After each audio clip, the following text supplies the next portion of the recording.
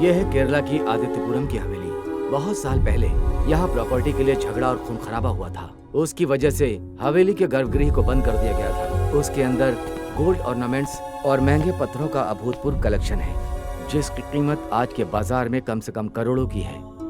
ये हैं उस खजाने के वारिस रविंद्र वर्मा के बच्चे वासुदेव वर्मा और श्री कृष्ण वर्मा, महेंद्र वर्मा के बच्चे शेखर वर्मा और राजशेखर वर्मा, वासुदेव वर्मा के बच्चे त्रिविक्रम वर्मा और प्रताप वर्मा, श्री कृष्ण वर्मा की इकलौती बेटी दामिनी वर्मा, शेखर वर्मा का एक ही बेटा है सुधाकर वर्मा, राजशेखर वर्मा के बच्चे हैं रुक्मिणी और Gauri. These people are rich, influential and tough। जब गर्भगृह खुलने का टाइम आया तब किसी ने नहीं सोचा था कि सरप्राइज मिलेगा। आने दो। उस गर्भगृह को खोलने का टाइम और डेट डिसाइड करने से पहले ए वकील, मैंने कोर्ट से स्टे मांगा है। स्टे? किस लिए? उसके अंदर का खजाना राजा की प्रॉपर्टी नहीं है, वो जनता का है, ऐसा मेरा इंटेंशन है। जब उनका राज्य था तो उन्होंने लगान लिया, लड़ाई जीती और साथ में विदेशों के साथ व्यापार करके उन्होंने जो भी सोना और पैसा इकट्ठा किया है, आज उसे हमारे जैसे लोग बंटवारा करना चाहते, ये मुझे ठीक नहीं लग रहा है। कोर्ट से ऑर्डर आएगा, उसके बाद ही खजाने का बंटवारा किया जाएगा। राजशेखर, तुम्हारी जबरदस्ती यहाँ नहीं चलेगी। इतने सालों से हम यहाँ ये गर्भगृह खुलने का इंतजार कर रहे हैं। अब तुम मर्चेंट डालने की कोशिश करोगे तो मैं बर्दाश्त नहीं करूंगा। मेरे भाई को तुमने जिस तलवार से काटा था वो तुमने अभी भी कमरे में सजा कर रखी है, ये बात मैं जानता हूँ। तुम्हारे मन में अगर कोई बुरा ख्याल है तो उसे भूल जाओ। मैं अपने भाई की तरह नहीं हूँ। मेरा भाई शेखर वर्मा शांति की मूर्ति हो सकता है, लेकिन मुझसे ऐसी उम्मीद मत करना तुम। 1 2 3 कितने भी लोग मेरे सामने आ जाएं, उनका जवाब देने के लिए मैं ही काफी हूँ। मुझे मत डराना। राजशेखर, हमारे पिताजी ने जो कहा है तू उसके खिलाफ जा रहा है। हम दोनों की सोच और विश्वास अलग अलग है। मुझे माफ कर देना भाई। कोर्ट का स्टे अभी भी इफेक्टिव है और खजाना सेलार में है। उसे तुम चोरी करोगे। कब करोगे, कैसे करोगे, दैट्स योर कॉल। और हमारे बीच का टर्म पूरे माल का 20% दूंगा इन कैश। मैं सिर्फ भगवान के साथ ही हिस्सेदारी का डील करता हूं, आधा मेरा आधा उनका। पर मेरा भगवान मैं खुद हूं, इसलिए वो आधा भी मेरा। That makes it 100%। Please understand, इसमें थर्ड पार्टी इन्वॉल्व्ड है and unknown entity. Come on, be reasonable यार। What's your part then? I am a humble trader.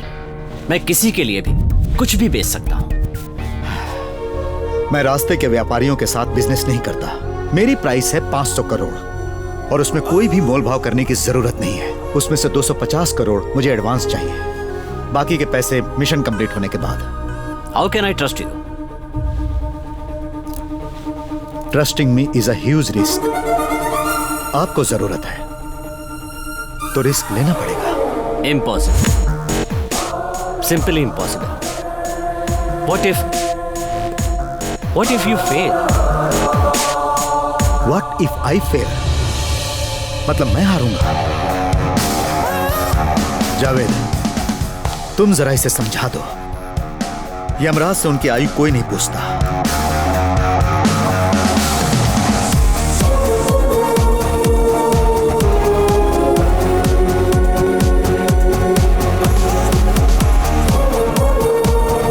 He means business. Let's do this.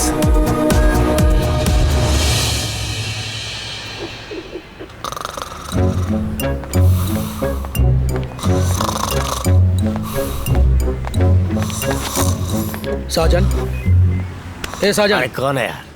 साजन कौन है यार? अरे सर, आप sir, sorry sir, आप यहाँ कैसे? अच्छा है, मेरे ऑफिस में आकर मुझसे ही पूछ रहे हो? सर, अगर ये आपका ऑफिस है तो मैं यहाँ किस लिए आया हूँ? वो ऐसा है कि मैंने अपने आदमियों को यहाँ से भेजकर तुमको यहाँ पर बुलाया है। तुम्हारे दिमाग में कुछ रहता है कि नहीं?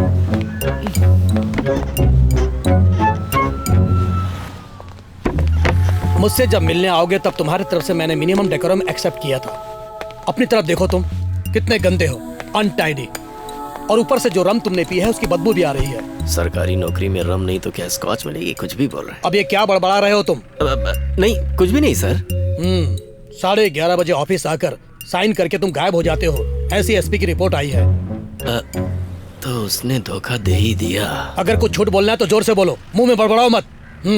सर, पूरे पुलिस डिपार्टमेंट का कंप्यूटराइजेशन हो गया है, अब करने के लिए बचा ही क्या है? हर कोई अपना अपना विंडो खोल कर बैठा रहता है, लेकिन मैं तो यही विंडो जानता हूँ। Okay, then I am going to shift you. Oh, कहाँ जाना है? ओह, गांधी जी। आदित्यपुरम की हवेली की इतने सालों से जो गर्भगृह बंद पड़ी थी उसे खोला जा रहा है। उसके अंदर कोई खजाना है, ऐसा लोग बोलते हैं।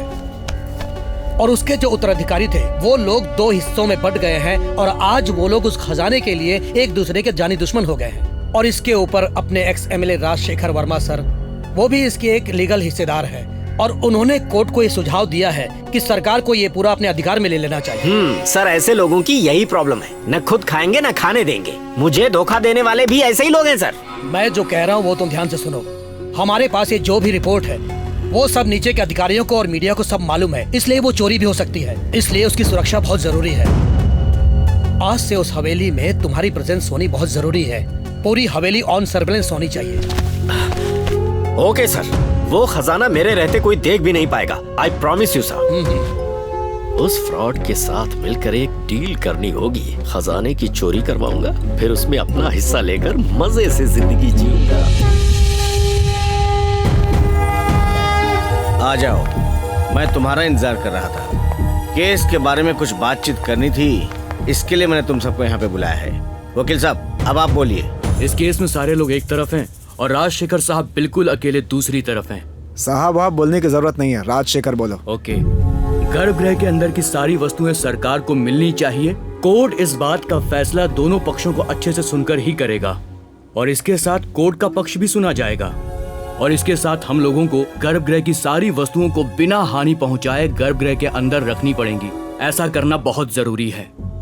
लेकिन एक प्रॉब्लम भी है, गर्भगृह के अंदर कौन कौन सी वस्तुएं हैं इसकी जानकारी अभी तक दोनों पक्ष दे नहीं पाए हैं। दोनों पक्ष जो कुछ भी बता रहे हैं वो बिल्कुल अंदाजन बता रहे हैं। इसीलिए दोनों पक्ष आपसी सहमति के बाद अंदर जाकर के पूरे सामान की जानकारी लें और उसका मूल्य तय करें। ये जानकारी कोर्ट को 1 महीने के अंदर पेश करें। एक आदमी है AS शिवराम, जयपुर का प्राइवेट कंसल्टेंट है, मलयाली है वो। जो लोग ऐसे वस्तुओं का मूल्य तय कर सकें, ऐसे क्वालिफाइड बहुत कम लोग हैं यहाँ पर। मैंने एक दोस्त से उसके बारे में सुना है और मेरे दोस्त ने ही उसका नाम भी मुझे सजेस्ट किया है। अगर आप लोगों की अनुमति है तो मैं उसे बुला लेता हूँ। हमें जरा सोचना पड़ेगा।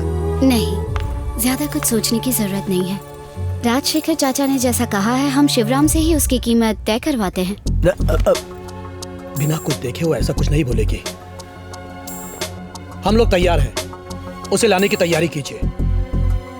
मैं दामिनी, श्री कृष्ण वर्मा की बेटी हूँ। तुम क्या करती हो बेटी? प्रॉपर्टी डेवलपर, मुंबई में हूँ। और हस्बैंड? अभी तक वो गलती की नहीं है। ओह, ऐसा है तो शिवराम जी का नाम मैं कोर्ट में बता देता हूँ। जरूर बताना, पर मुझे भी सब कुछ बताने के बाद।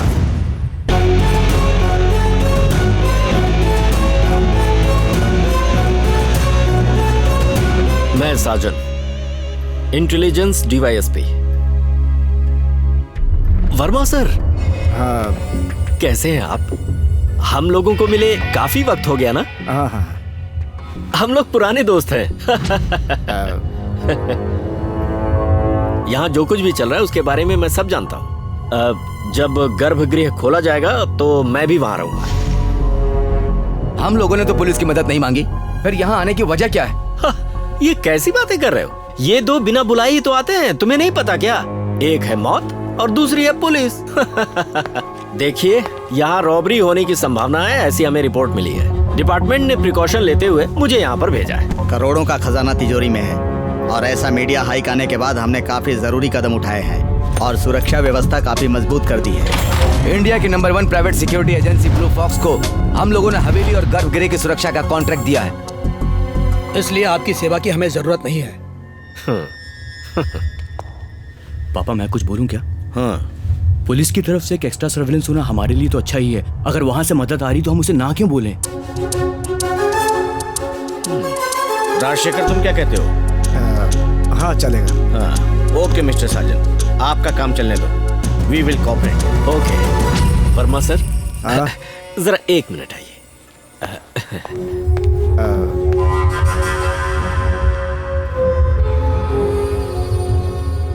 हाँ, इस बीच काफी दिन बीत गए तो मैंने सोचा कि कहीं आप मुझे भूल तो नहीं गए। मैं कुछ भूलता नहीं हूँ।